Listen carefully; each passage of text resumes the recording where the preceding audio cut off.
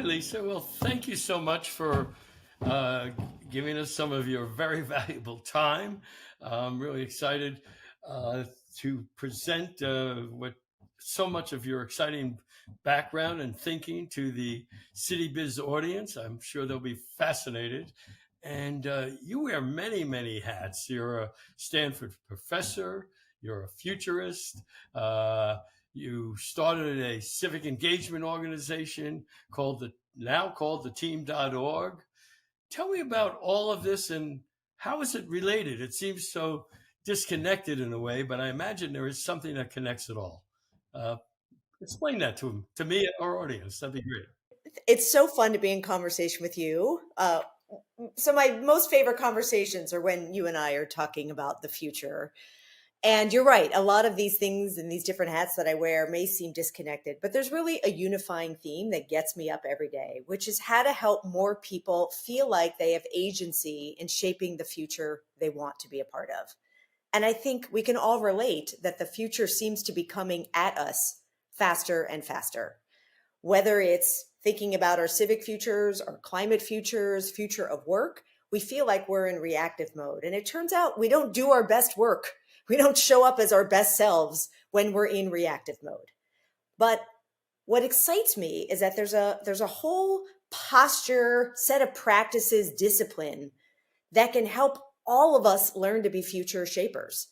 And doing that work for 20 years and teaching it now, where I have for the last 6 years, as you mentioned, at Stanford, at the we call it the Institute of Design, or the Design School, it continues to give me hope that there are pathways forward for all of us to participate in new ways, to feel like we have more of a say and more influence in how our future might unfold. And so that's what excites me. That's what I do every day. And I do that in a teaching context. As you mentioned, I actually just came back from teaching my class called Inventing the Future. I write about it so that people can get access to principles and case studies and actions. And I actually do it myself. I don't just talk about it. And that's the civic work that you're referring to, which is how do we apply practices of futures thinking to an important problem like democracy, like our civic future. So right now we're living in challenging times for our democracy. Uh, does that does the challenge make you more pessimistic, more optimistic? Where do you fall in this, and uh, how do you engage the people you talk to so they don't become fatalistic, so that they believe there is a chance and we can make a difference?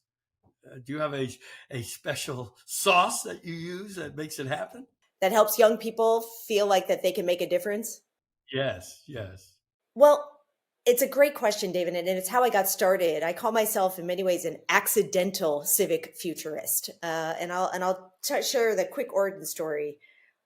4 years ago, ahead of the 2020 election, some other futurists and I got together and we created a brand new class. We had a hunch, David. We had a hunch that all of this talk, that young voters in particular were apathetic or not engaged. We thought, and this is the beauty of design. Design is all about challenging assumptions and asking different questions. We thought, what if that's not right? What if young people are actually not apathetic, but they're under supported? That they need some different guidance and some different scaffolding and support to help them feel like voters. And so we created a class called Designing the President.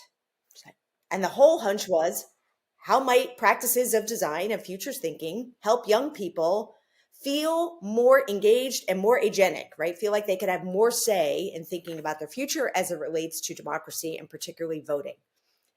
And the core difference in how we approached it was not going after young voters with a sort of finger wagging and saying, you need to vote and your future depends on it and you should do it. But we came to them with a very empathetic lens and we said, hey, what do you care about? What matters to you? And importantly, we said, look, something magnificent happens when you turn 18 in this country. You get to be a hiring manager. You might not even have ever had a job, but you have the power of hiring people for some of the most important positions in this country. All of a sudden, you're engaging them in a conversation. Wait a minute. If I have power to be a hiring manager, what am I hiring for? And so we just use these open-ended questions that were very inviting to get them to pause and slow down and say, wait a minute, if I'm hiring for the president of the United States, what's the job description? Where does that live? Turns out it lives somewhere called Article 2 of the Constitution. So we got to unpack that job description and say, look, if this is what you're hiring for, what makes someone good at that job? What kind of leadership skills? What kind of past experience matters? And we got them to talk about it. And we even created a worksheet where they got to tick off the leadership qualities. I want someone empathetic, or I want someone that's a good decision maker, or a great communicator, or a great relationship builder, to think more critically and more slowly about what really matters in this position. Now, notice that's very different than responding to social media or to an angry relative or somebody that has a big agenda and wants you to do something. All of a sudden, we're saying, you are capable of this, and we're going to walk you through this. And David, it was like magic.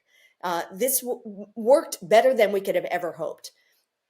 Part two of that discussion was then we said, okay, look, this person that you're hiring is probably going to face some unexpected circumstances. And we gave them a number of scenarios. Now, I kid you not, we created this in 2019. And one of the scenarios we created was a flu-like virus that emanated in China and took down the global economy because there was no known response to it. And that was just one of five. I hate to say it, all five came true. That was just one. But from a learning perspective, the students the new voters had to take the leadership qualities they said they cared about and then make a speech to the American people embodying those leadership qualities. So my fellow Americans, here's what happened. All of a sudden, it goes from this academic, disjointed exercise to, wait a minute, it's an embodied feeling. I have to be the one. And so they ended up with far more nuance about what's really needed in this moment. And I just share that example, David, because so many of the things that I've done from there, right, and we can talk more about that, have that same approach. How do we pause and say, who are we designing for? What do they really need in this moment? How can we help them think more critically, think more creatively, connect with others, learn their way forward in ways that don't just matter for whatever election is on hand, but really help them develop the skills for a lifetime? Well, you mentioned 2019, which is now 5 years ago. So you have a little time and history behind you. Are there any success stories you've either found at Stanford or other campuses around the country, how the discussions you're having, the thinking you're having, the concept of critical thinking has manifested itself in real engagement and real action by the students? Or is it really just a theoretical concept for them? Oh, good gosh, no. I mean, what I love about all this is that it's totally applied. I mean, design is a practice of discovery, of questioning with empathy, like I mentioned, but it's also one of experimentation. So we have an idea, we experimented. So everything is applied. That class in particular, I will share, we had 50 people in the first one, 2019. It was so successful. We did it again. Then the pandemic hit. I put it online. I made it available via Creative Commons. I kept working at it to make the materials more accessible. Over 10,000 students went through that program and in various ways to engage. And we heard things like at the end of it, I used to think I wasn't smart enough to vote, and now I feel like I have the tools to vote. Or I used to think other people were going to vote for me, and now I believe that I can. So that's just one example. But from there, it actually led to then the next chapter, and you had mentioned it in your intro, of a new way of engaging sometimes overlooked voters in student athletes. So when I put that online, made it available, I got a call from a 6'10" basketball coach from Georgia Tech at the time named Eric Reveneau. So this is now the summer of 2020. And Rev, as he's called, was distraught because following the murder of George Floyd and all of the activity people were doing and marching and trying to shape the future, he held a conversation with his basketball team about trying to process what was happening in Atlanta and in the country more broadly. And Malachi Rice, who was a senior on his team, said to the team, he said, listen, if you care about our future, how many of you are registered to vote? David, nobody raised their hands. Nobody. So here's Rev, the adult in the room, realizing he probably has the most important relationship with these young people. And in his 30 years of coaching, never thought to ask his players if they were registered to vote. So this was like a light bulb for him. He goes on Twitter. He says, look, on election day, we should not practice or play. We should give time to our players to vote. Hashtag all vote, no play. 2,000 coaches and players signed that pledge. So great, that's momentum. But what happened was, and the reason why Rev called me is that when he looked around to look for materials that spoke athlete and helped coaches bring the idea of being a citizen and engaging the same way they engage in sports to do that on behalf of their communities, there was nothing. I mean, sure, there's tons of civic material, but to someone new to it, it looks like gobbledygook. And I think a big opportunity for the many, many thousands, if not tens of thousands of people working in this space is an opportunity to say, am I communicating what I need to communicate as good as I can for the people I'm trying to communicate it to? So Rev called and said, look, you've designed this great work that engages young voters. Help me design materials for coaches and athletes to help them use their influence for good. And this started a 2.5-year journey that we're still on, and excited to be a part of it with you, to empower athletes that often have outsized influence on their campuses to take the lessons that they're learning in locker rooms, working across difference. Every day you can get better. You can't win if you don't show up, and use those principles to say, look, that's exactly what we need from you as a citizen, as a voter. So now we're speaking their language because they get that. They get that practice makes better. And so if we can teach them how to apply the things that they're already working on in new ways, well, that gives me hope. And we've touched to date, I think, close to 100,000 athletes, certainly on All Vote No Play Day, which now the NCAA has turned to be a day off from practice and play in order to facilitate more civic engagement. So now all Division I schools are actually mandated to do that. We're continuing to build on that momentum by trying to empower them with materials that pull them into the conversation and don't push them.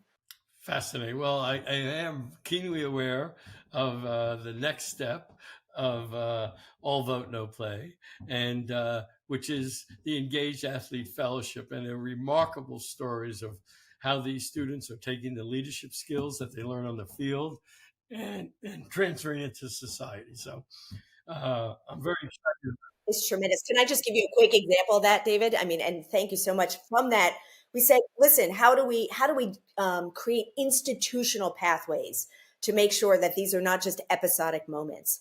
And that gave birth to the Engaged Athlete Fellowship. We have 28 athletes around the country from all different schools and geographies and sports. We've got a golfer in Houston. We've got a basketball player at Stanford, a golfer over at Georgetown. I mean, so many different athletes that are using their love of athletics, their love of their communities to bring them together.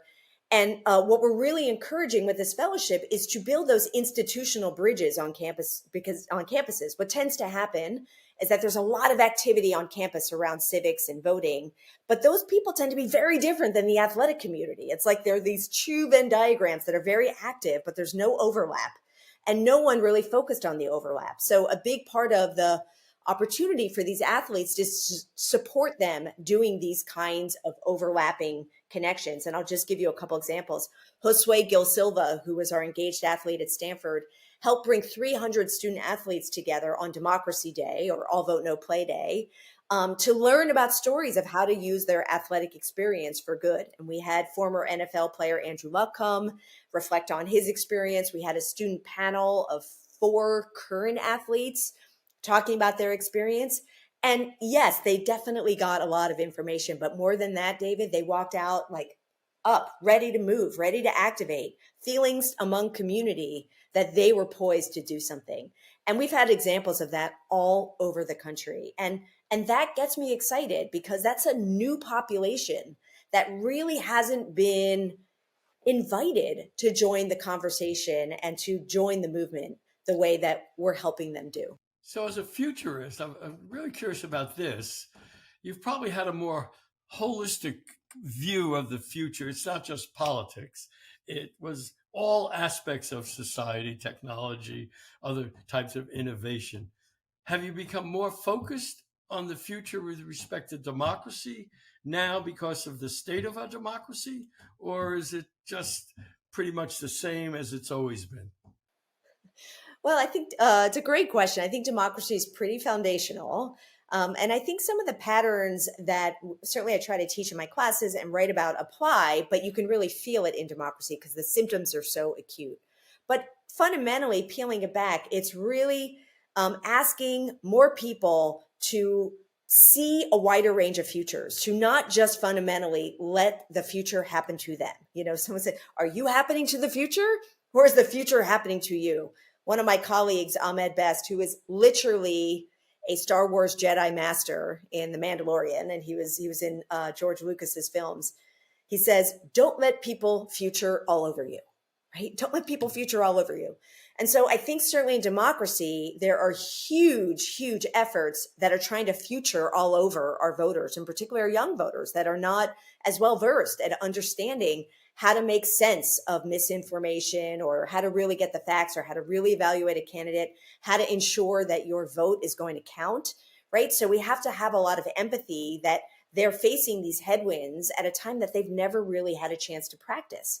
I mean, going back to the designing the president example, that one of the things that was so surprising is I would have students in AP civics not be able to tell me the job description of the president. So we have a long way to go in the foundational education of our next generation citizens. And we should think of them that way. They're young people. Yes, they're students, but they are our future. And so we need to think about these active ways to help them, again, feel more agentic in their future. So that's learning to see a multiplicity of futures, good and bad, right? Like right now we're at these extremes, and particularly we're diving into the dystopia of democracy. And in fact, one of the new projects I'm working on at Stanford is to bring people together to really create more positive civic narratives so that we're motivated to try to get beyond the whack-a-mole of preventing the worst case scenario, which is where we are right now, right? We can't build a future that we haven't first imagined. One of the many things that I love about what you do is people, in speaking to me in the bipartisan world, they think it's just about splitting the difference and finding common ground. And I think what my perception and the perception of so many people in the democracy field that I work with is that we're not just about that. We're about thinking about the best from the right, the best from the left, and things that people haven't even thought about that can make our democracy better. And that's the type of thinking I think our country really needs, to think outside the box, be open to new ideas, and certainly learn from the past so that the future can be better. So, Yeah.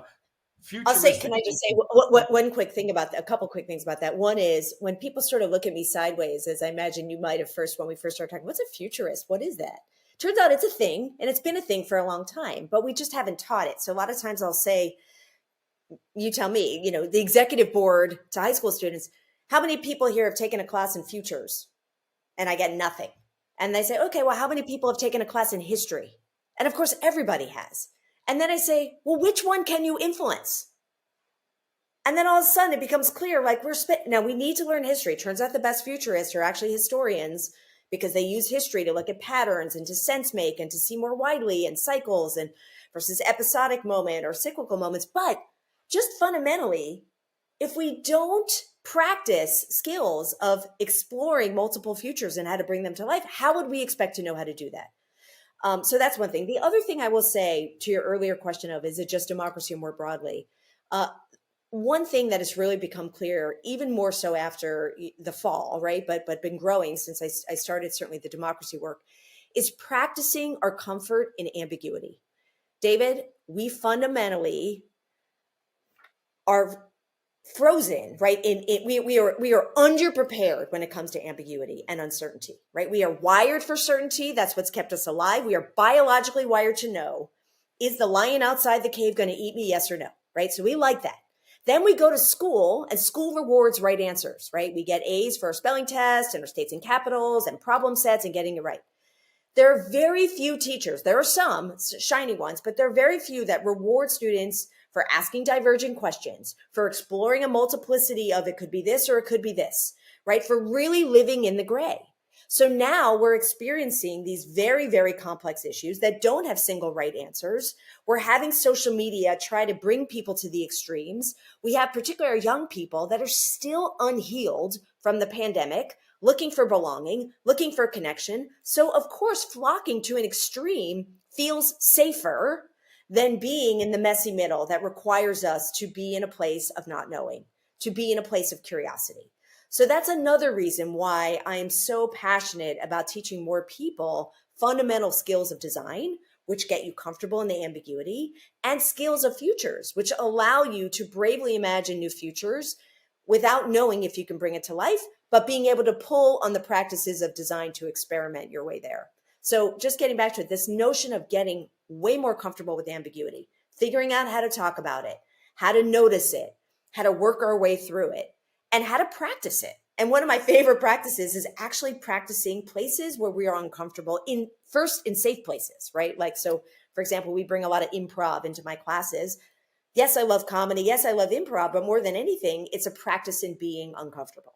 So we have a lot of work to do on that. Sure, we certainly do. But we're running out of time, so that's a wonderful way to end it because our politicians do not like to deal with ambiguity. Everything's very simple, and it's either this or that. And the more citizens that realize that all our problems are quite complex. And for us to have a better future, we have to deal with the complexity. That'll help immensely. And thank you so much for everything you do. And a year from now, let's do another interview. And I'm sure you'll have a ton of success stories about everything you've done in the last year. So thank you so much, Lisa. Very much appreciated. David, thank you. What a pleasure.